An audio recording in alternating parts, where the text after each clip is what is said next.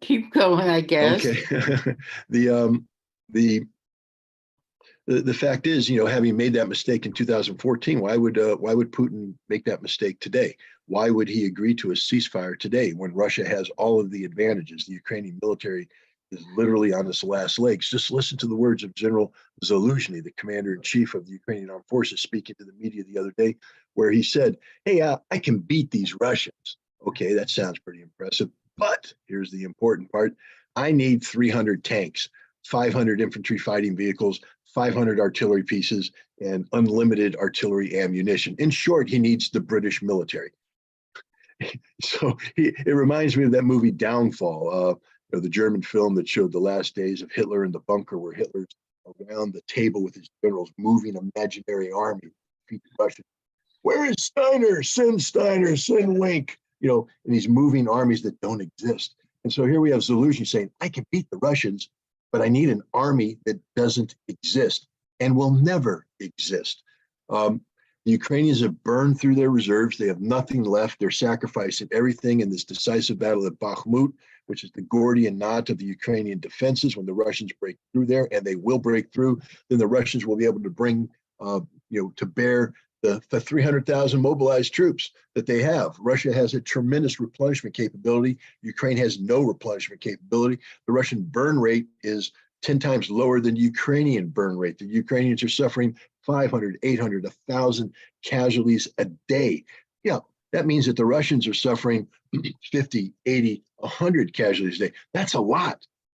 But that's nothing like what the Ukrainians are suffering. This is a ratio the Russians will be able to handle. They have 300,000 fresh troops coming in, trained, equipped. This is a bad time for Ukraine. And so this is why Time magazine had to put Zelensky on the cover, because it's absolutely essential, especially at a time when Congress is going to start questioning, where did all the money go? All the money we sent to Ukraine, where did it go?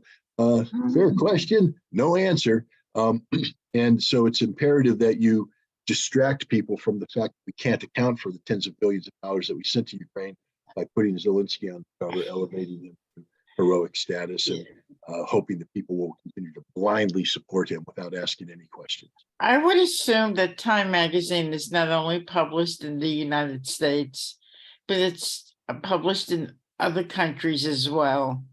So the other countries are not questioning the fact that Time made Zelensky the man of the year, correct? To the best of my knowledge, no. I mean, Time magazine is primarily an online resource right now, so it's available everywhere. It used to be a respected outlet, not anymore though. I think both Time and Newsweek have become sort of the laughing stock of online journalism. Time magazine Man of the Year used to be something that was a big deal. It was a very big deal to be considered Man of the Year. But nowadays, it's purely it's like the Nobel Peace Prize. It stopped being something meaningful, and it started being simply a political ploy. I mean, my God, they gave it to Barack Obama, who had done nothing, right, getting elected. And since then, they've been giving it to people who, aren't promoting peace, but promoting partisan politics that happen to be in vogue amongst the woke West. It's a joke. It's a joke award now, and Time Magazine Man of the Year is a joke honor.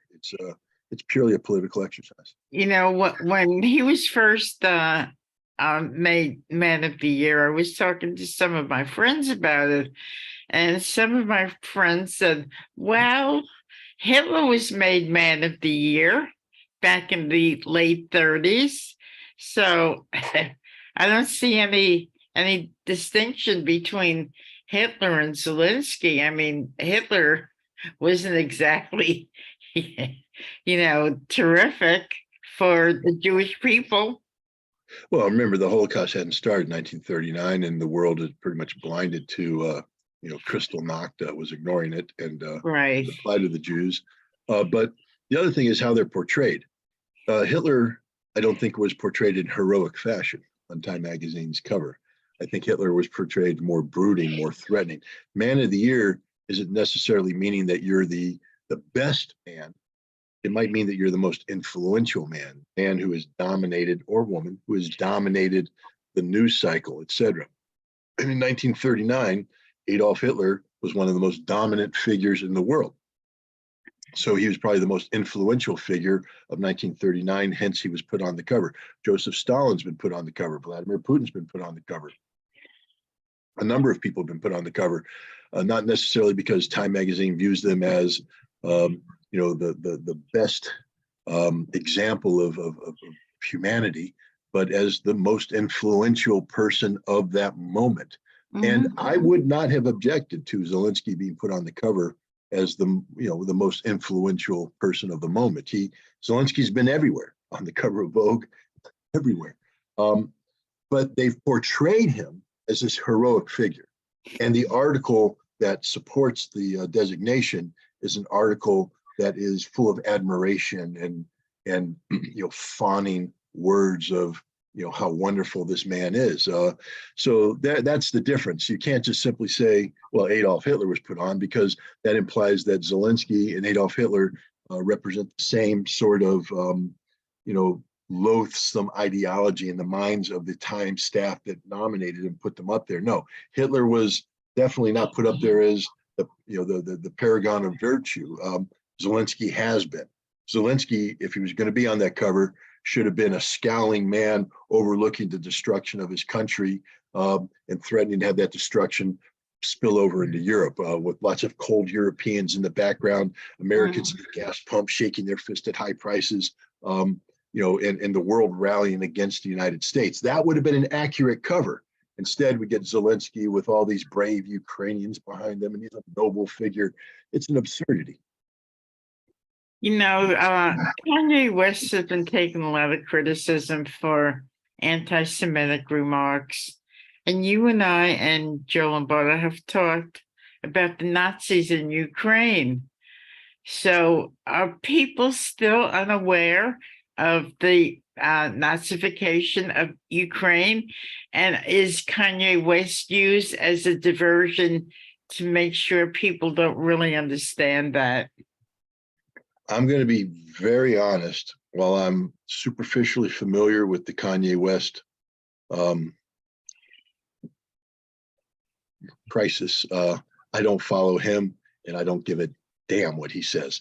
Okay. So I literally, I can't sit here and speak in a knowledgeable manner about it. Whenever I see people of in the entertainment world spilling over into politics, I hit delete, and it's done, because ultimately they're irrelevant. I know the larger picture of anti-Semitism, and a discussion about this is a very important discussion. I'm not trying to trivialize it, and certainly probably what Kanye West said provides an entree into that discussion, but I can't sit here and speak about that in an intelligent manner, because I simply ignore it. I just don't care about Kanye West.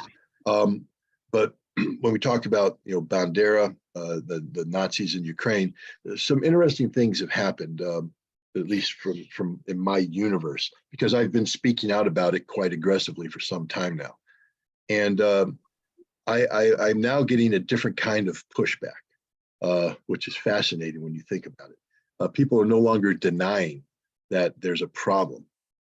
For instance, what they're saying now is that Bandera's vision of nationalism was shaped by his reality.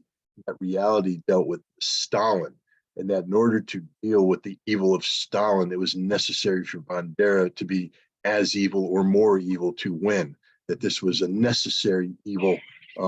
And that's why the Ukrainians can look past the crimes committed by Stepan Bandera and appreciate him for what he represented in terms of defining Ukrainian nationalism. So it's basically, it's an apologist type thing, dismissing the crimes committed by Stepan Bandera and simply saying that he's a symbol of nationalism, that we have to respect the fact that the Ukrainians get to pick their symbols, and that they're choosing to pick him not because of his crimes, but because of what he stands for in terms of defining the Ukrainian nation. And so that appears to be, I don't think there's too many people, I'll say this even amongst my friends.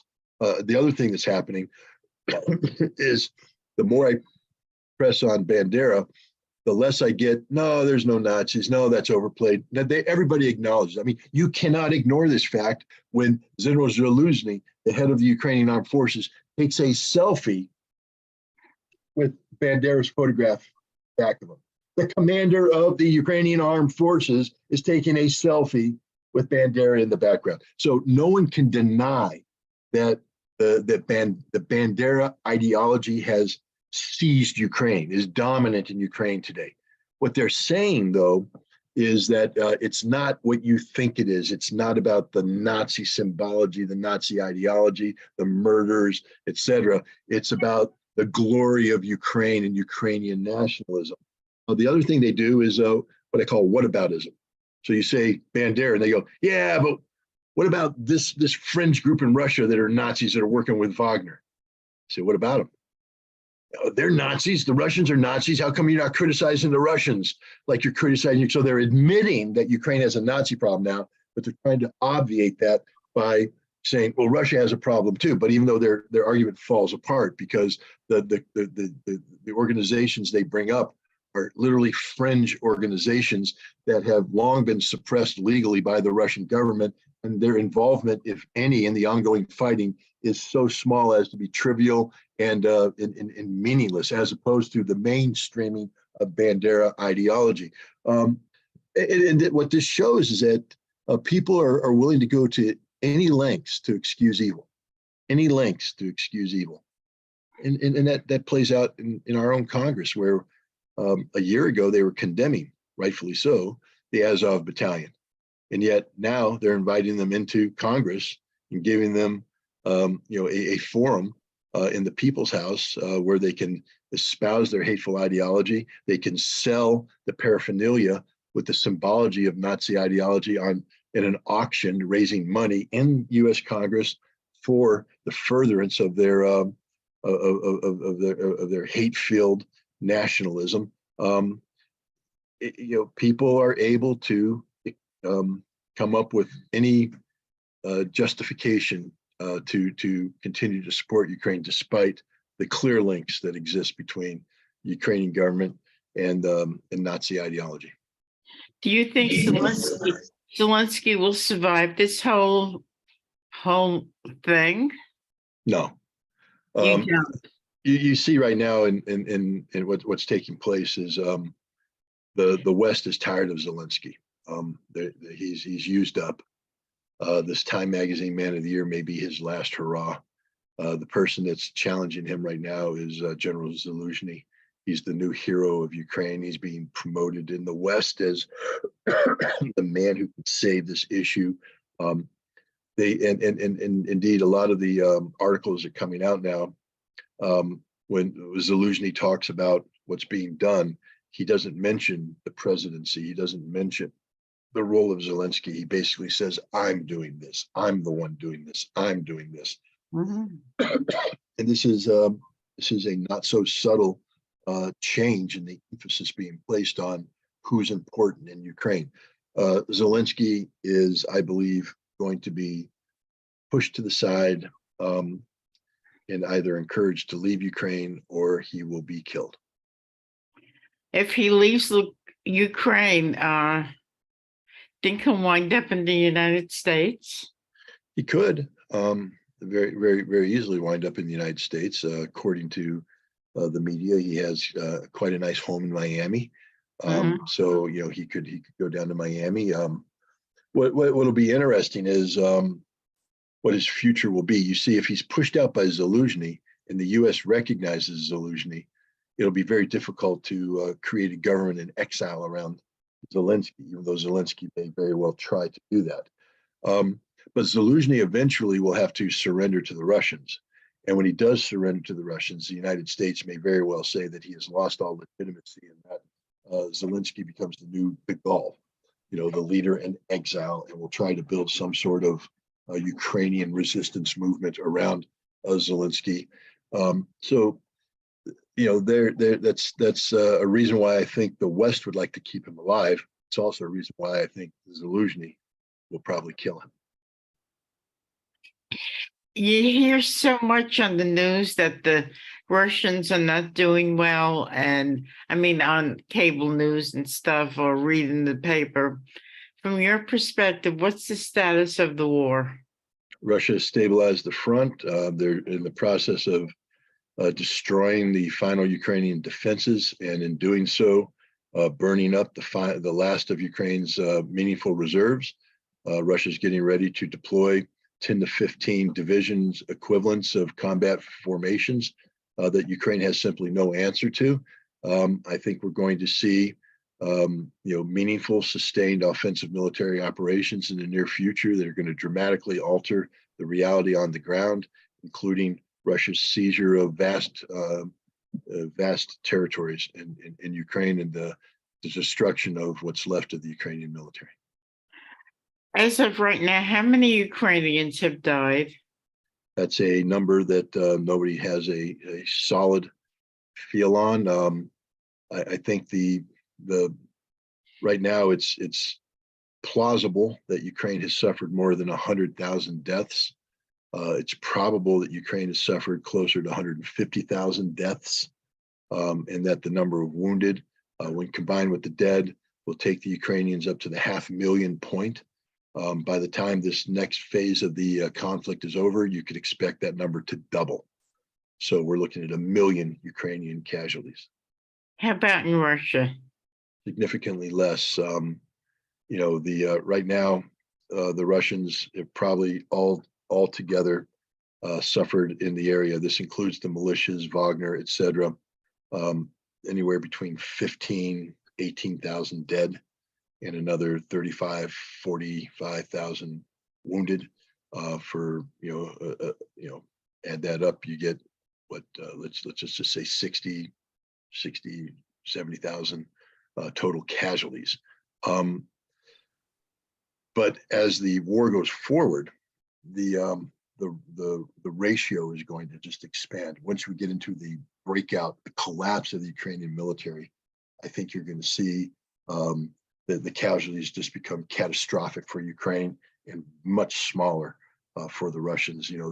As Ukrainians lose their ability to mass artillery fires, to maneuver in a cohesive fashion, coordinate their actions on the ground, the Russians will be able to pick them apart piecemeal and destroy Ukrainian formations without suffering hardly any casualties. And we'll start to see, I think, casualty ratios more akin to what the U.S. experienced during Desert Storm, where we inflicted tens of thousands of casualties on dead on the Iraqi forces, and we lost 130, 140 people. Many of those weren't involved in combat. So I think we're going to see something like that going forward as the Ukrainians are pushed out of these defensive positions and are compelled to fight a maneuver war that they no longer have the resources to engage in.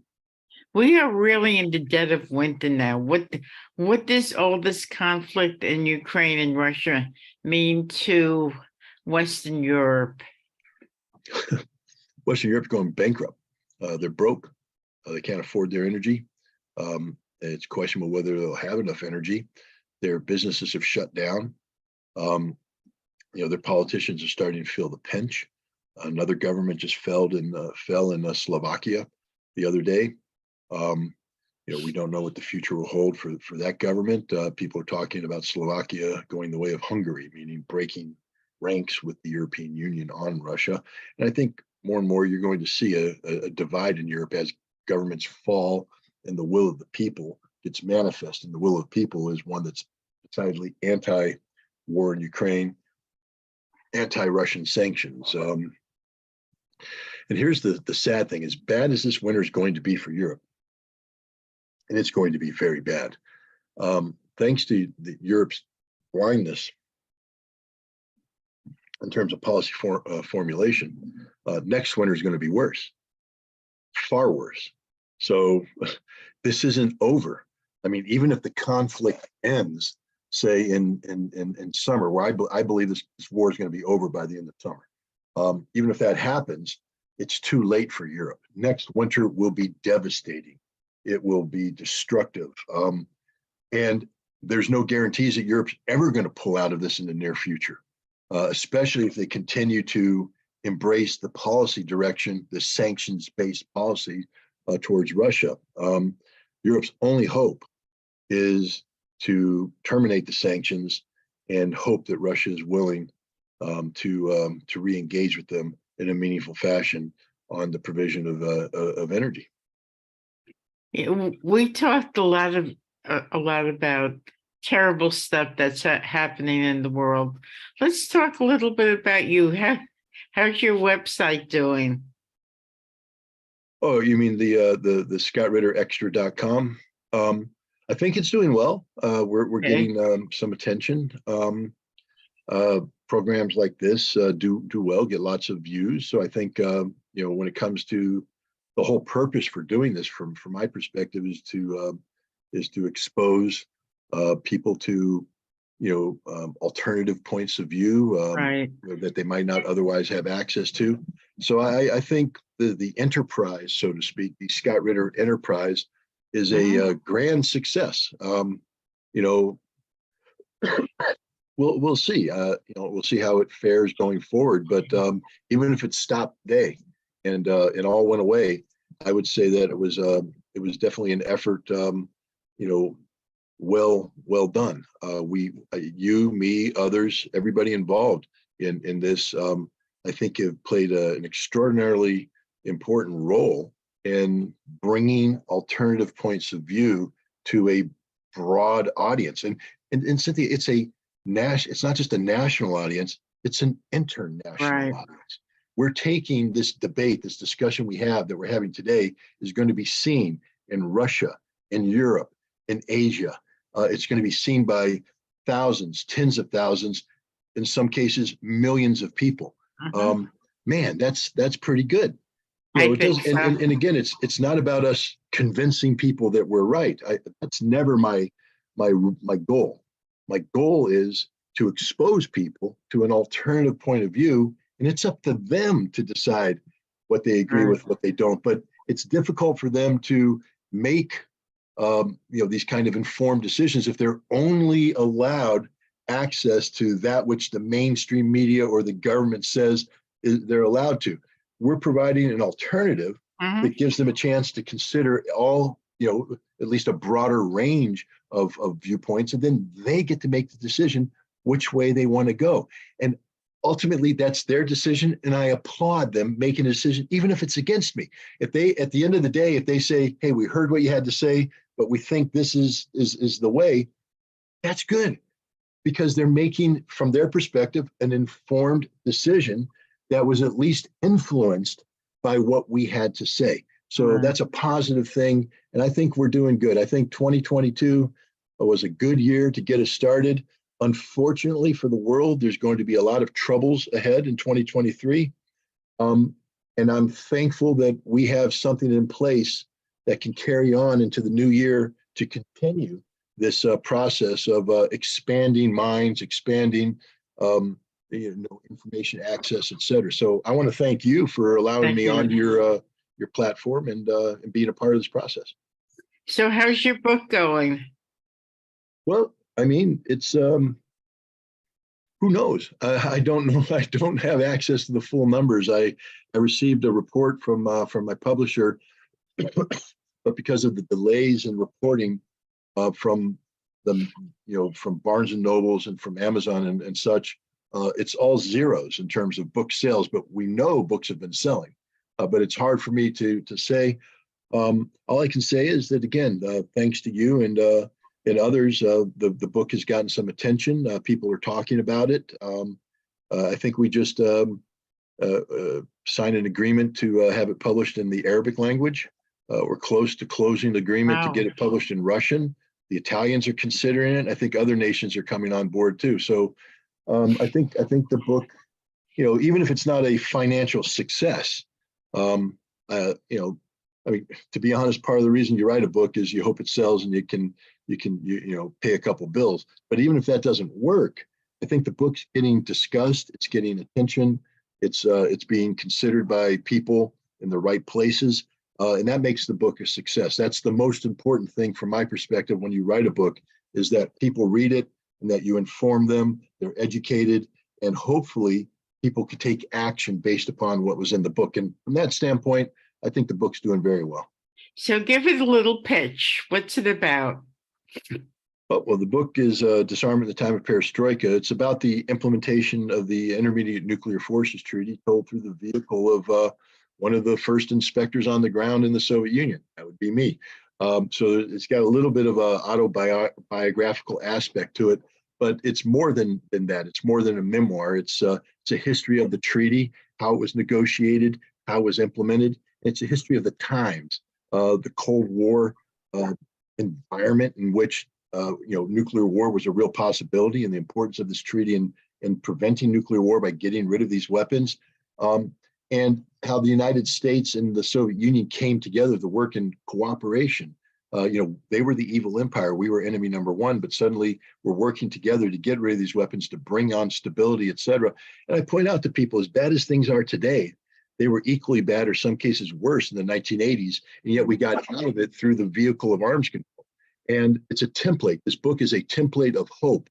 If you read this book, you're not only going to be exposed, I'm being frank here, to an aspect, a critical aspect, one of the most important arms control stories in the history of arms control. This was the seminal inspection. This was the groundbreaker. This is the one that brought on-site inspection into the forefront, where human beings were going onto the territory of former enemies and working to do compliance verification of complicated treaties. This changed arms control forever. And this is the one that did it. And my experience is, people keep saying, how do you become an expert, Scott? Because I'm one of the dumbest people you'll ever meet. How did you become an expert? And I say, it's not because I'm educated on things, by being the first person to do it. When you're the first person to do it, you are by definition the expert. I was the first person to do on-site inspection in the Soviet Union. I helped write the book on it, and that book is Disarmament at the Time of Perestroika. So it's a fascinating history of a critical time that no one knows about, because you weren't allowed to talk about it. When the INF Treaty was in existence, none of this story could be told because the treaty prohibited inspectors from talking about their experiences. But when Donald Trump withdrew from the treaty in August 2019, then the Russians subsequently withdrew, that restriction was lifted. I was able to write this book. There's no other book like this. And as I said, this is one of the most critical moments, not only in arms control history, but the history of US-Soviet relations. It also talks about perestroika, what was happening as Gorbachev sought to redefine Soviet society and the troubles that entailed and how it was linked to arms control. So it's a fascinating history of a very important moment in time that nobody truly understands, but it's also a template of hope. You read this book and you realize that as bad as things look today between US and Russia, there is the possibility of getting out of it. And the best possibility comes through the vehicle of arms control. This is a template of success that hopefully future negotiators, future arms control implementators can fall back on and say, yeah, this is how they did it right back then. Maybe we can do the same thing today. Thank you, Scott. You've been listening to Scott Ritter. I'm Cynthia Pooler. This is Issues That Matter. And if you like this show, please subscribe to my YouTube channel. Scott, it's always a pleasure to talk to you. Have a great day and good luck this evening. Thank you very much.